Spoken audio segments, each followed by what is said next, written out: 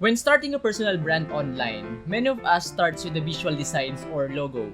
Hindi natin alam that there's an important step that we need to do first. Hey guys, welcome back to the channel. If you're new here, my name is Lad. I'm a graphic designer and a full-time learner. Personal branding is about creating reputation online. Who do you want to be known for? Gusto mo bang makilala as an expert sa graphic design? You want to educate people about what you do? Or just share your knowledge about what you've learned? Personal branding is also a way for you to get discovered by employers. Nowadays, yung mga employers or yung mga business owners find their candidates for a job opening online. And having a strong personal brand can ensure that they can find you. Pag na-establish mo na yung strong personal brand mo, people will know who you are, what you do, or the message you want to share. Pero there's one mistake na nagagawa tayo when starting a personal brand. It is to start with the logo or the visual designs. It's not all about the design you are sharing or the logo you are creating for your brand. It's only a part of it. Now in this video, I'll be sharing with you initial steps in building your personal brand online to help you get started. The first and most important phase of your personal branding. Ito yung nakikita ng public or ng audience mo. Hindi yung color, hindi yung logo, hindi rin yung visual designs. It's your personality, your story, or your characteristics that your audience will love about you. The tip here is to be authentic. Hindi ka gagawa ng panibagong personality but rather you will just amplify who you already are. Don't make the mistake of faking it just to please your audience. Nagkakaroon kasi ng mismatch. If you want to be seen as an adventurous or fun person pero hindi ka naman ganun in real life, tendency is baka ma-misunderstood ka ng audience mo. In reality din kasi, your personal brand is not just what you show but also the perception of your audience. Hindi mo pwedeng sabihin lang na, "Hi, I'm Lad, I'm an adventurous person, I'm a funny person," tapos hindi mo naman pinapakita sa brand mo. Iba yung magiging interpretation ng tao about you. So whatever you want to be perceived as, be consistent with it. Consistent by how you communicate, how you market, or how you position yourself. Para ikaw at yung audience mo can be at the same page. Ganito natin siya gagawin. You need to know yourself first. What do you value the most? Ano yung message na gusto mong i-share sa mga tao? What are your characteristics? Are you the type of person na fun or professional? Are you an expert at something? This is about yourself.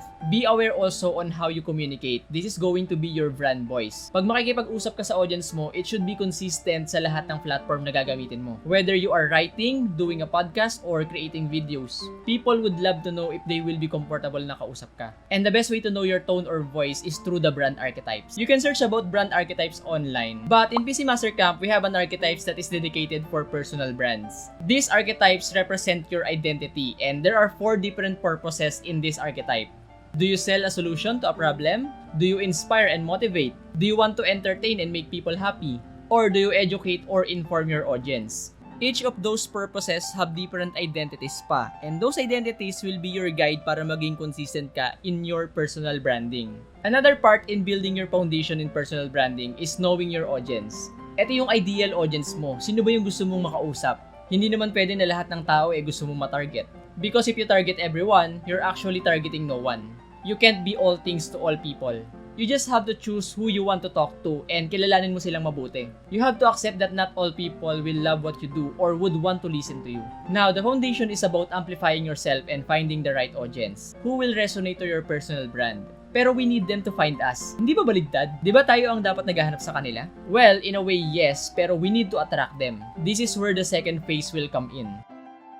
This is the first impression of your audience to your brand. Ito yung una nilang makikita or yung first touch point nila sa brand mo. Yes, yung foundation yung magiging dahilan kung bakit sila magi-stay for your content, but the design is your first line of defense. Most of the time, pag nakikita nila yung design mo, magkakaroon na sila ng perception about your brand. So, be consistent with your branding. Hindi lang sa communication or personality or characteristics, but also with the visuals. To do this, you have to translate the foundations into visual designs. Visuals could be your color palette, yung font na gagamitin mo, the logo, the imagery, or anything na makikita sa brand mo. For example, you want to be perceived as an energetic person. What colors or elements yung nagre-resonate dun sa characteristic na yon? Gusto mong makita nila that you are an expert sa graphic design. What visuals yung nagre-represent nun? Keep in mind also the audience na ma-attract ng brand mo. Yung mga visual ba na gagamitin mo will also resonate to them? So create a content that will amplify your brand and attract your ideal audience.